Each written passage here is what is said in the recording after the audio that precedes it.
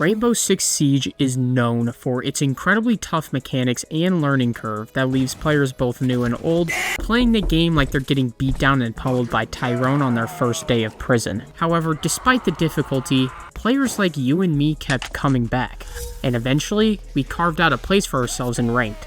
But why? Why do we subject ourselves to a game that punishes every single mistake? Well, most people who are off the deep end of Siege will say it was all for greatness, and plumbers will say that it's all for fun. But what about you? What lengths would you go to achieve something more? What drives you to go beyond your current self? What drives a player is not something as frivolous as goofing around or the desire for pink pixels that tell you you did it. There's something that lies much deeper within every player. Is it ego? Is it pride? Or is it to find a better player in yourself? A version of yourself that you could dare to become? And what if all you needed was someone better to help you find it?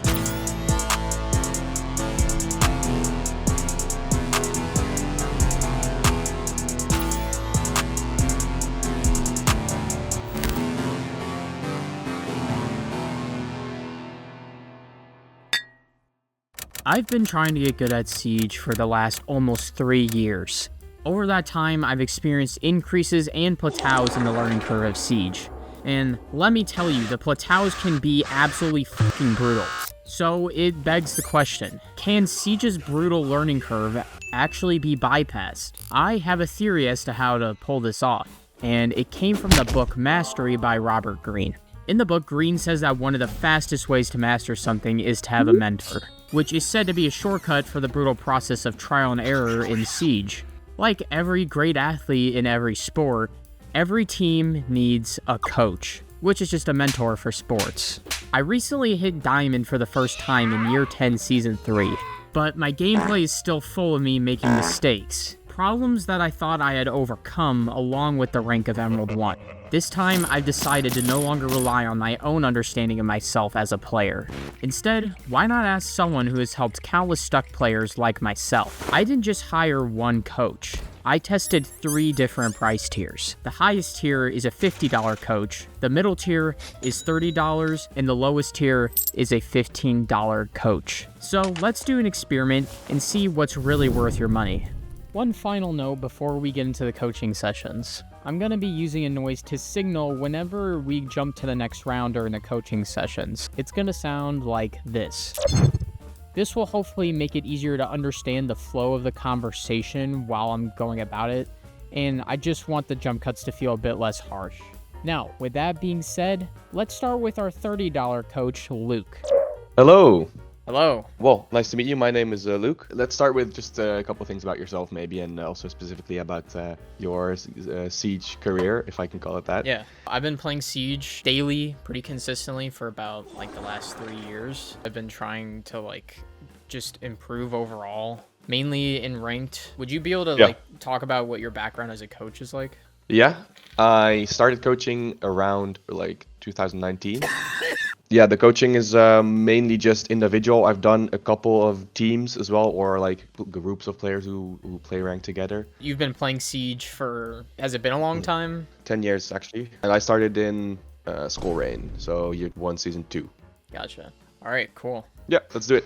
All right, do you want to hop straight into the VOD review, or? What I would like to start with, this is indeed the VOD review, because obviously I have a general idea of your understanding of the game just looking at your profile and how much you've just told me.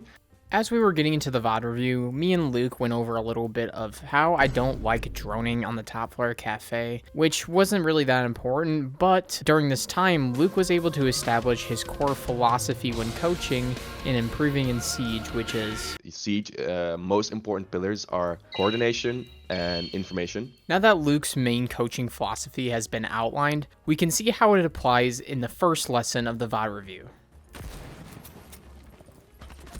The whole reason why you die is kind of Makes a lot of sense, right? You're just overexposing yourself on an area that you don't yet have any information on. So what you always want to think about in this regard is whenever you are clearing the map, Siege is an extremely fast-paced game, right? Any gun, any range you shoot it from, if you hit someone in their head, they die.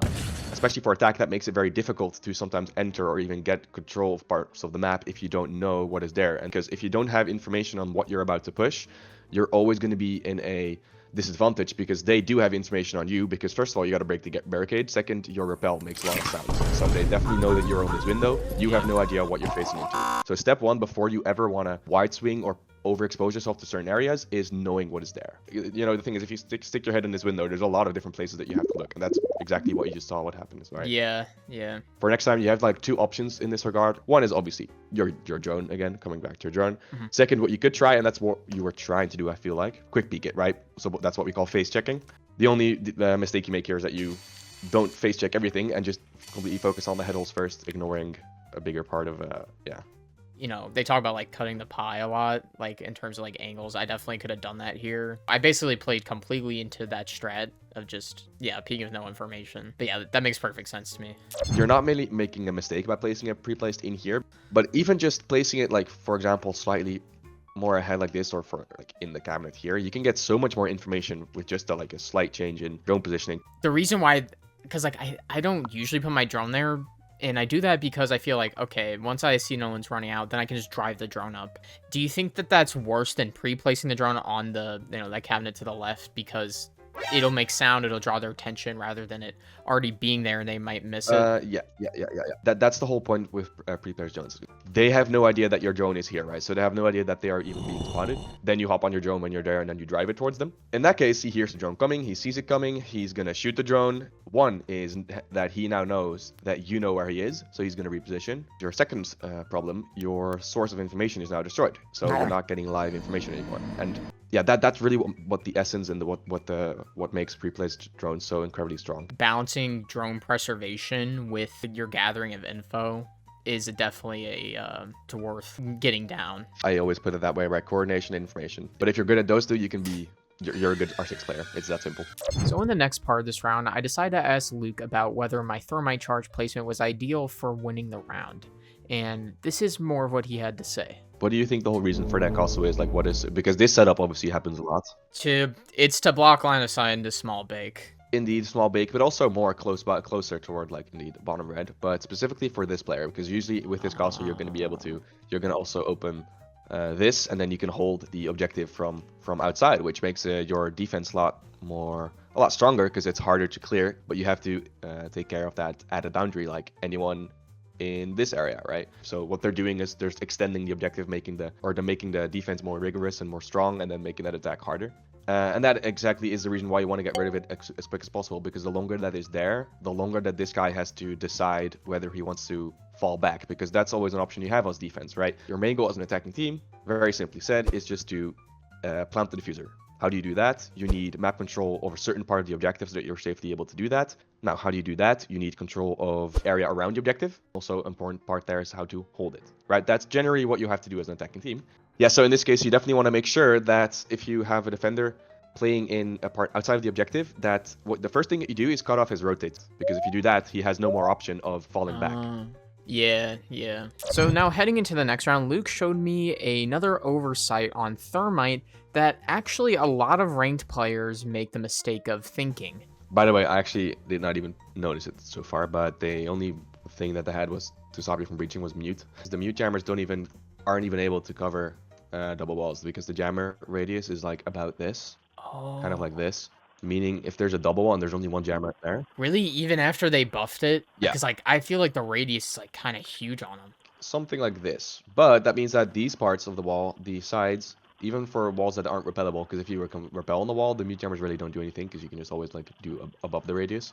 But yeah, even like the very sides of the wall, like this, if there's only one mute jammer in the middle, you can always open it still, if you place it high enough on the wall. After our VOD review, we actually went to a match and tested this out, and it does work even after the mute buff. And I had no idea about this. I thought that wouldn't be possible after the buff, but as you can see, it does. Now switching to the defense phase of the match, Luke explains how to optimize making angles as a defender when you're making rotates. In this instance, I reinforced the wrong wall and missed an opportunity to make more angles into sight that would allow more pressure on attackers. The way that you create pressure is by having multiple angles, because that's more difficult to push into, right? That's the whole idea. So that's why you always want to reinforce, or not always, but like I'm going to say 90% of the time, you want to reinforce next to a rotate, because that gives you a more safer play area. So you make a rotate and then you reinforce next to it, because then you are now able to hold the bar and swing off of 2 angles, right? So 1 is in the rotate here and 2 is in the door. Whereas if you're doing it like what you're doing, if you've done now, you only make it possible to swing from 1 angle, and that's drawn out with blue, and that's this. Right. Gotcha. I think making a rotate there makes a lot more sense, because then you can actually fully swing if you have to, like if they're like in freezer or something. Yeah, or like going for column plant on bar, like right here or here. Yeah, that's actually really good to know.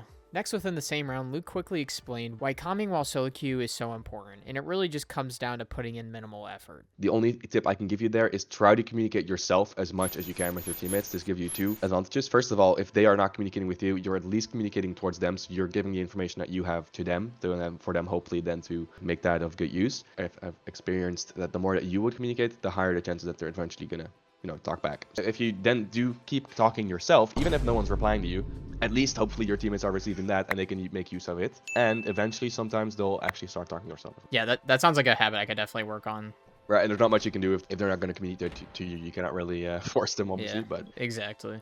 Yeah, you can at least make it easier for them. The remaining rounds for the rest of the match didn't contain that many solid points of improvement that Luke was able to impart into me. So with the VOD review being done, Luke wanted to take a look at my settings and see if there's anything you could clean up. And to my surprise, there was a setting that I found out just straight up lies to you. And I won't try to overhype it much, but it does have a pretty noticeable effect if you aren't aware of it. Motion blur, do you know what that is, as in within Siege? Because it's a very misleading title. It's not actually motion blur. I assumed it was like as you're turning, it makes everything look blurry. Yeah. In Siege is something else. Whenever you get shot and you have motion blur off, if you want to back out of your settings, you're gonna see that your screen goes red on the sides. Yeah. Whenever you have motion blur on, it doesn't go red, but it just like slightly blurs, kind of. So okay. I think on is a lot better because red is kind of distracting. Oh. I almost do prefer it because it feels less obstructing. Yeah. I agree. Yeah. All right, that's cool. I had no idea about that. Nice. We got something out of the settings then. I was gonna ask you if you could summarize this session, what would it be? But I feel like we talked about so much stuff. Let's give it a shot. We talked about how prep phases are essential, and people really much overlook the essence of them because people don't really see the added potential of drones. That is bound to the two important pillars of Siege, right? Information, coordination. We talked about how you should gather information before you push into certain areas. Of attacking is not getting map control, but also holding it. Defense about how you set up site. Yeah, anything I'm missing here? Yeah, I think that's pretty much all the big stuff that we went over. It's been great, honestly. I hope I was a good student. For sure, yeah. By all means, man. I'm super grateful for your time and your help. So thank you. Awesome, thanks. Thank you for today. Yeah, thank you as well. Well, that was 2 hours. I'm convinced I got my money's worth, but I'm gonna play the game a bit over the next week, and I'll let you guys know how it goes. All right, I'll see you guys in post-editing and when we talk to Ben next week.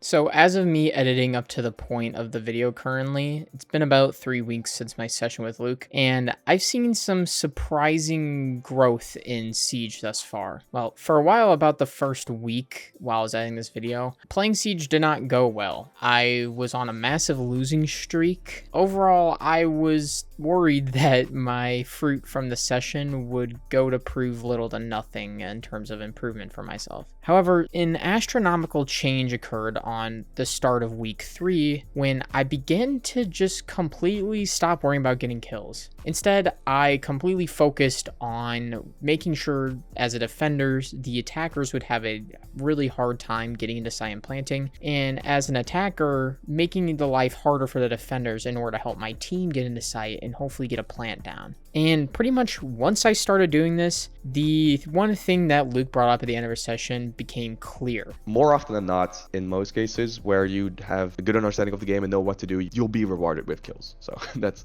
more of a positive side note there. What started out as me dropping no kills while worrying about getting all the kills eventually turned to me worrying about just playing the game and getting a score for our team, which led to getting no kills while adding value, which eventually led to adding value and then getting kills because I was already doing the right steps. So by all means, all the stuff we went over with Luke came through for me and really helped me work on my weak points and worry about playing the game, which overall showed massive improvement. Now, the session I'm about to show with Ben, I did about a week after with Luke, so I was still kind of in that hard stuck phase of actually learning and applying what I learned. Hello?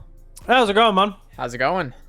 Real quick, wondering if you could tell me a bit about your background as a coach and a Siege player. Coaching, I've been doing it before COVID. So like 2019, I've coached at like tier 3 level.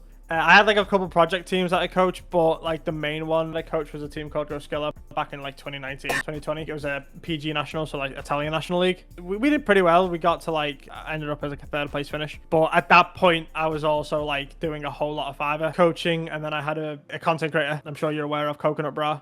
Oh, yep. I had a video with me, and all of a sudden he posts a video, reveals who he was, he posts a video, and all of a sudden I have a full-time job. Me and Ben were ready to hop right into the VOD review, so without further delay, let's get right into that. Whenever I put myself in the shoes of like whoever I'm watching do this, I always tend towards consolidating opposition. So when we're at man count, or when we're at a positive man count, we always want to play off the trades, because if we trade back and forth, we'll always win. And so that's when I'm in these positions, when we are at man count, especially on defense, when, you know, where the attackers having a more difficult job than us, I will always move towards my teammates and just play off of what they do, especially when they're randoms. You stupid bastard. Even though it's not great to bait your teammates a lot, kind of want to play off of what they do, because we're not in constant communication with them, assuming that, you know, these guys don't talk to you. Propensity for defenders to peek things they shouldn't is higher than it would be in competitive. Okay, I haven't considered that before. Yeah, so you're in Valkyrie's position, I would say is fine. Like, if she dies, you can maybe try and pick up the guy who's like, let's say there's a guy on white stairs that kills her. Like, you can immediately pick up on that. Castle, I'm not a fan of his position, just because, again, he's supposed to skylight. If they decide to drop, doesn't know.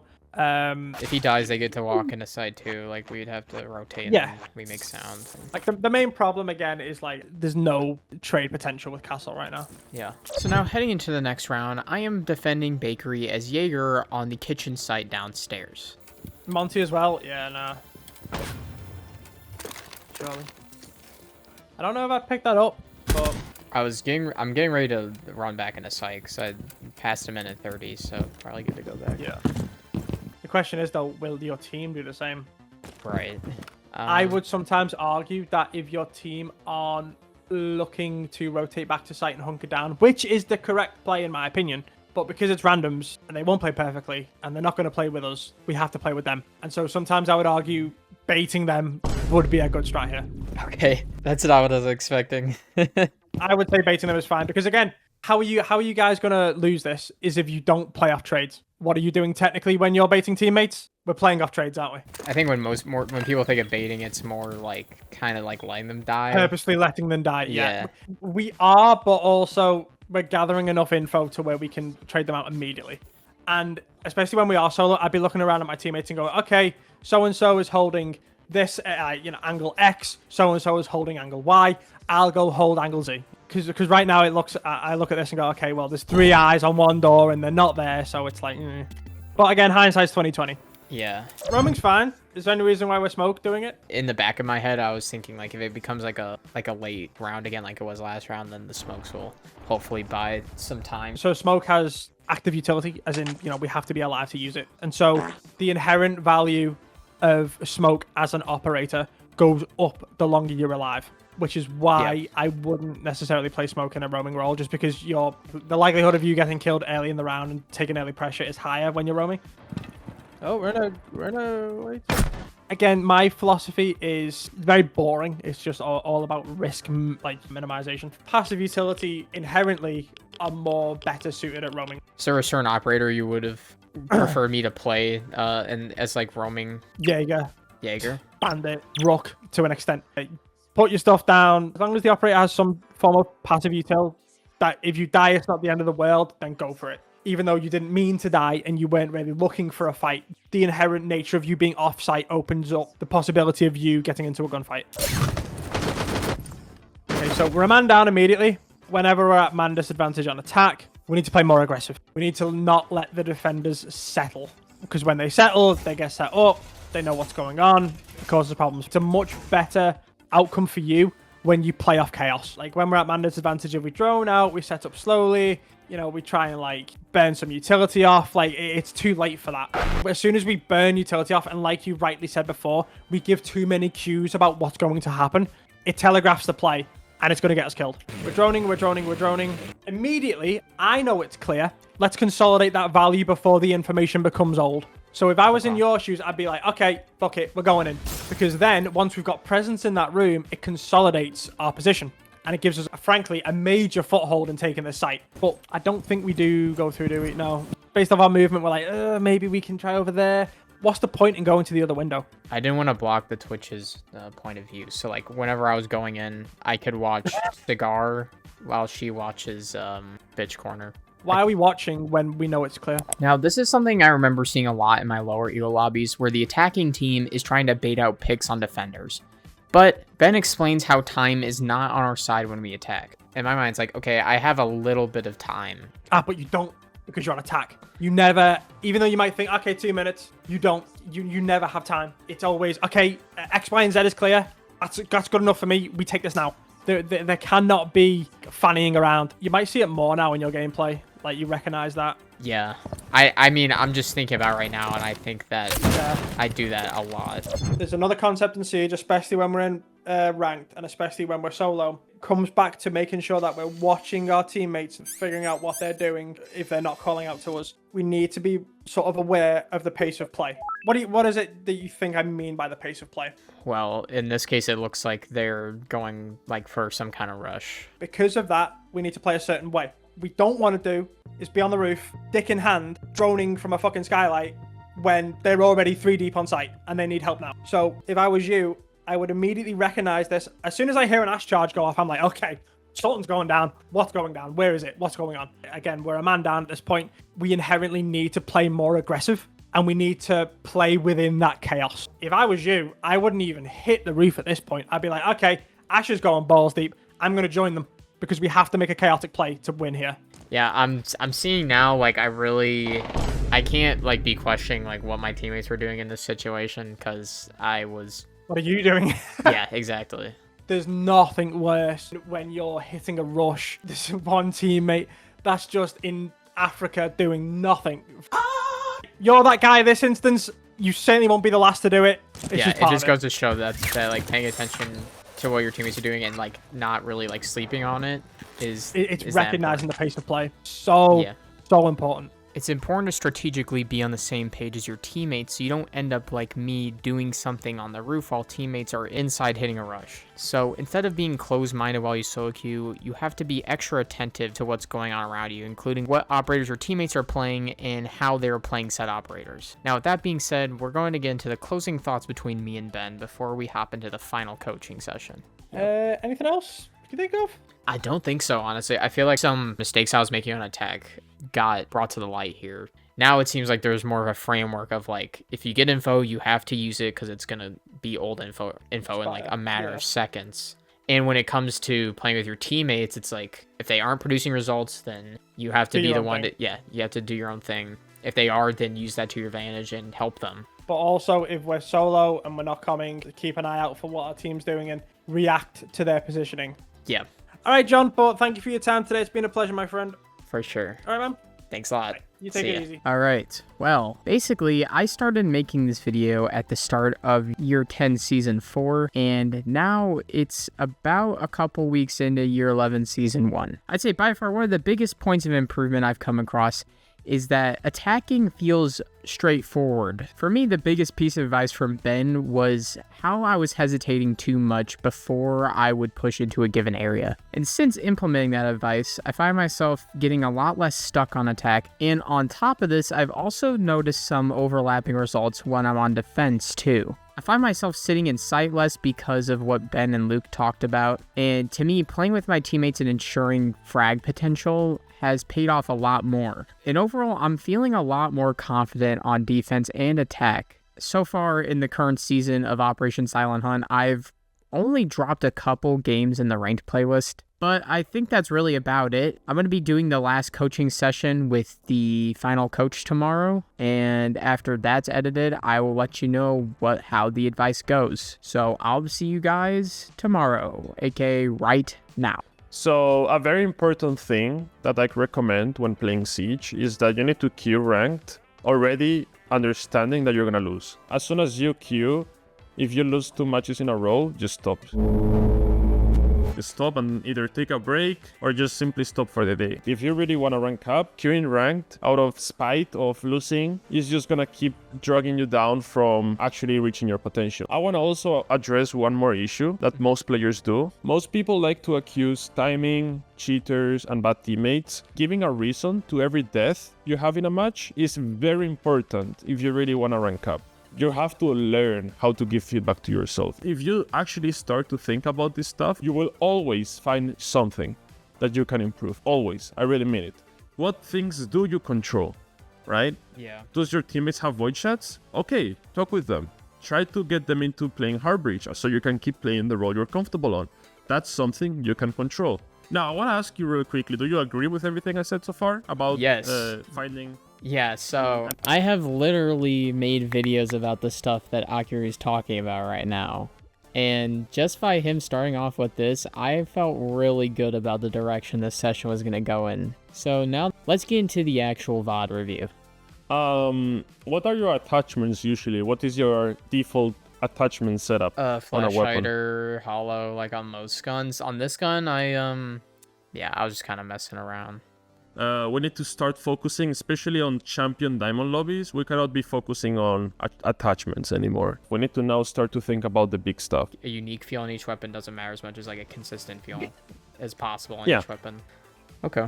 I'm going to water down this next section and just get to what we were really talking about with the different weapon attachments. So as far as the compensator goes, which controls horizontal recoil, it's really only good for guns like Ella's SMG, Mira and Goyo's Vector, and that's really about it. There's not many other guns you should use it on. Akiru also went into why the horizontal grip is actually very underrated and underused. This really only applies to DMRs, as the vertical grip doesn't make much of a difference on vertical recoil on DMRs. Aside from that, the only gun he would recommend using on is Legion's SMG, the T5. I've really enjoyed using the horizontal grip on Dokkaebi, as she's already a 3-speed, and you just feel like crazy fast whenever you have the DMR out. And from my experience, having extra movement speed while you're swinging does feel a bit more advantageous than not. So I recommend trying out the horizontal grip on the DMRs if you aren't doing that already. Lastly, he also went into the muzzle brake a little bit, as it's only really good on DMRs, especially if you aren't using the vertical grip, as that's going to benefit the most for vertical recoil on DMRs. Aside from that, the only gun that you should really be using a muzzle brake on is the SMG-11, because it makes burst firing the SMG-11 have practically zero recoil. And now let's get back to Akiru. Well, I mean, that's attachments just laid out Okay. there for anybody. Yeah, I definitely learned some stuff. Okay, I want to make a mention. Let's say that this is your thorn trap, okay? For somebody to die, they have to be inside of this range. It does very little damage if it's not close to someone. Where do I like to place my thorn mines? I like to place them close to pipes. I'm not sure if you know this, but thorn mines can actually activate pipes. They instantly explode. It's like, so if this thorn trap goes off, so let's say you put it here instead, and somebody walks in, it's gonna explode. The pipe is gonna kill them. Maybe this spot is not the best for the pipe, but there's definitely other spots in other maps where pipes are literally insta-kills. Putting a thorn trap like this one is not gonna do too much, because it's not gonna kill them at all. Like this range over here, this does like 0 damage. If you put your thorn trap below this, and then you put some barbed wire on top, and the guy who's jumping into the window doesn't have nades or whatever, they're gonna be jumping into a literal death. Like this is insta-death. That's how fast they are. Now, let me break this down to you real quick. You already wasted 2 thorn mines, assuming you do this setup. All right? That's okay, but now we need to focus on the aqua area. So my recommendations, just so you know, I like to put my thorn mines / leisure mines on default plant locations. So when they're trying to go for the default plant, they're not gonna easily pull it off. They're gonna have to stop planting and do something. And then anything on site for default locations, I consider these two like super OP, mainly because you're actually gonna be able to punish them. That's simply why. You can put one on top and it can work as a proxy alarm, but thorn mines have way more value than just proxy alarms, in my opinion. Yeah, that's kind of what I was doing now I think about it. Because, like, yeah, that's like neglecting a lot of value. I was just treating it like if it goes off, I know they're there. That's why thorn mines are more for this type of stuff. Avoid using thorn mines as proxy alarms because they have greater value than that. That's my point with thorn mines. Definitely got that point.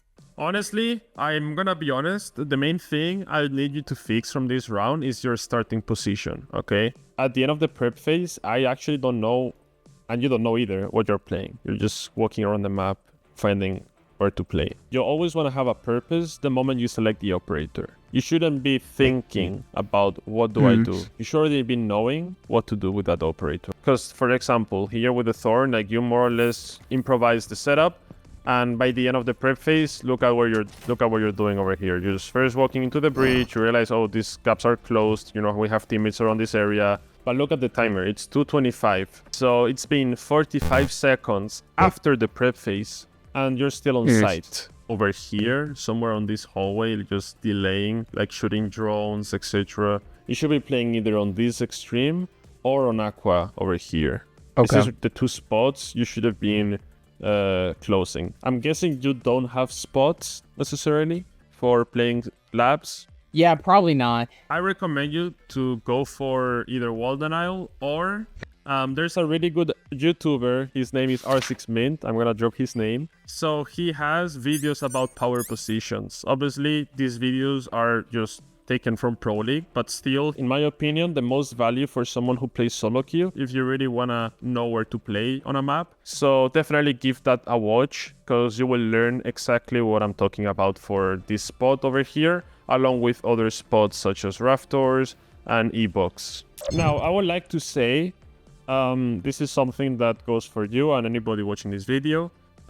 It's very important to play your own game. Like sometimes we think that our teammates are literally bolo and spoiled, when in reality, sometimes they're just shit. Just imagine that you're trying to complement someone who's worse than you, instead of you playing your own game. You think you're pushing together, but in reality, they just fall back the second you're about to swing, and now you're in a 1v1 against two people inside or whatever. You know, they just bait you or something. So obviously, I'm not saying every teammates are like this, but if you have already bad experiences with your team, if you can, in the first 1 or 2 rounds, realize that my teammates aren't the best, don't try and play with them. Try and play your own game, which if you're making pressure on the backstab, okay, let's say that you're the second line of contact. So the first line of contact is obviously going to be IT. So you have people just watching IT, essentially. If you're with Solid Snake and you're coming this hallway and you check everything's clear, you can easily spot a gap and just take space to the point where now you're going to slowly make your teammates have an easier time pushing into site, because this guy on pillar and this guy on E-Box are now going to start to look at you instead of looking at your teammates. That gives your teammates a chance to push into site easier, right? Because there's going to be less eyes looking at them. That means that you cannot die, because the moment you die, all the pressure you create is gone. These guys are going back to watching the bridge, and now your teammates have lost the round. So it's a bit 50-50, but what I'm trying to say is that I don't like sending all the bodies through one doorway. Yeah. I like splitting the push, more eyes around the map, and this way you isolate gunfights easier, to the point where it's a 1v1 instead of a 1v3, right? Yeah. And that way you win gunfights, you win gunfights, and then you win the round. That's literally how it works. I get what you're saying, where if I do my own thing when my teammates are not that competent, then the chances of it going well are higher, because at least I'm, making it easier for everyone and maybe contributing more, I guess, value in a way. Yeah, it just gives you more freedom to make something happen. So it goes both ways, right? You can either backstab after your teammates make the first line of contact, meaning that you're gonna be fighting people that are distracted, or you become the distraction to the point where your teammates on the bridge can push in easier because there's less eyes looking at them. There's more eyes looking at you. I hope that this makes sense. It's Yeah, a very important. it does. Yeah. All right, sweet. Well, man, this is everything for the session. I hope Yeah. you had fun. Oh yeah, it was great. And if you got any questions, let me know. All right, man. That sounds great. Thank you so much for your time, and thank you for all your really well thought of advice. I appreciate that. Stop. All right, take care. Bye-bye. All right, bye. See ya. It's been 2 months since my coaching session with Akiru. Was it worth it? To be honest, I'm still figuring out the long-term answer. But so far, I'd say that it's been paying off. Now, let's get the obvious out of the way. Did I rank up? Well, yes. But... You can't keep getting away with it! Is anything really that simple? So let's get into the facts. I reached a new peak of Diamond 3 in Year 11 Season 1. I've also come to realize a few things about myself as a player, such as that sometimes I overthink a play and end up getting too nervous to take a risk or make said play. This is what Ben caught in the $50 coaching session, and I 100% saw this happening a lot in my gameplay. And what I've concluded is that the more I overthink, the worse I play. This felt especially true after I reached Diamond 3. I wanted to hit champ so badly that, well, I became way too focused on playing perfectly, and then I deranked. This doesn't mean you should run around the map and play brain dead. It means that whatever pressure you're putting on yourself should be reasonable, not anxiety inducing. The next thing I learned is that there really is always a reason for every death. Simply asking why after dying puts you on track to grow as a Siege player and towards changing your habits. You shouldn't blame cheaters or a skill gap in my experience, and instead try to come up with something you could have done better. Even if there really was a cheater or another uncontrollable reason that got you killed, at least you have something to fix and improve from.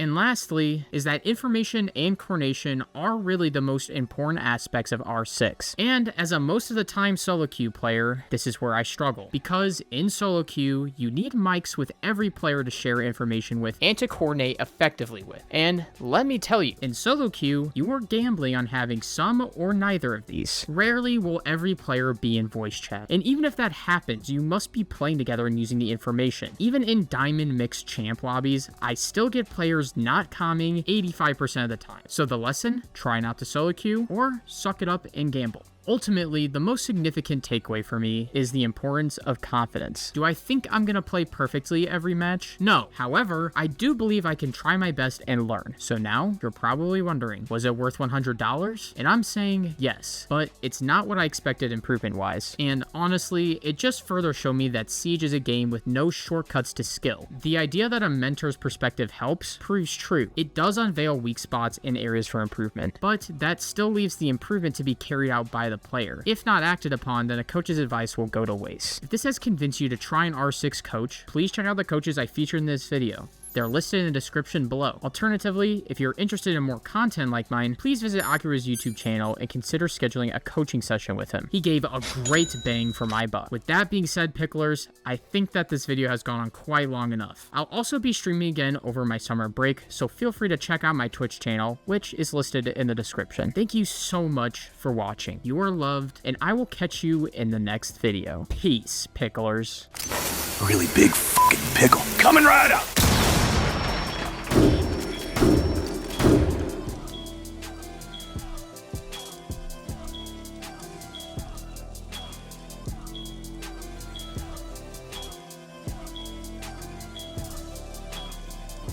Like and subscribe.